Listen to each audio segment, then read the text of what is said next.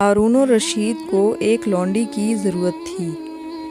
اس نے اعلان کیا کہ مجھے ایک لونڈی درکار ہے۔ اس کا یہ اعلان سن کر اس کے پاس 2 لونڈیاں آئیں اور کہنے لگیں ہمیں خرید لیجیے۔ ان دونوں میں سے ایک کا رنگ کالا تھا، ایک کا گورا۔ ہارون الرشید نے کہا مجھے ایک لونڈی چاہیے، 2 نہیں۔ گوری بولی تو پھر مجھے خرید لیجیے حضور، کیونکہ گورا رنگ اچھا ہوتا ہے۔ کالی بولی حضور رنگ تو کالا ہی اچھا ہوتا ہے، آپ مجھے خریدیے۔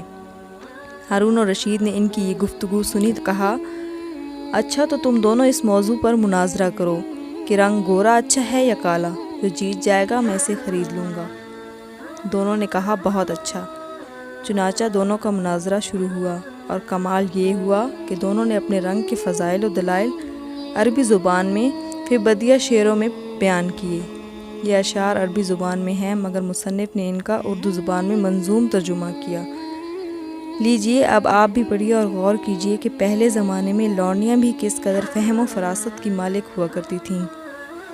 گوری بولی موتی سفید ہے اور قیمت ہے اس کی لاکھوں، اور کوئلہ ہے کالا پیسوں میں ڈھیر پالے۔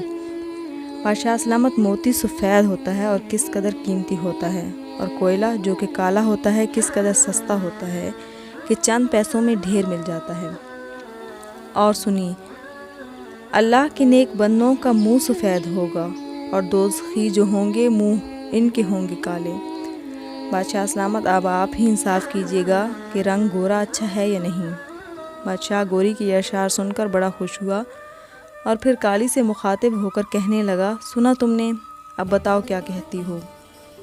کالی بولی حضور ہے مشک نافع کالی قیمت میں بیش عالی، ہے روئی سفید اور پیسوں میں ڈھیر پالی۔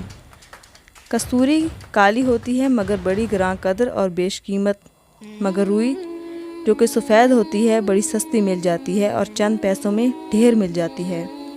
اور سنیے آنکھوں کی پتلی کالی ہے نور کا وہ چشمہ، اور آنکھ کی سفیدی ہے نور سے وہ خالی۔ بادشاہ سلامت اب آپ ہی انصاف کیجیے کہ رنگ کالا اچھا ہے یا نہیں۔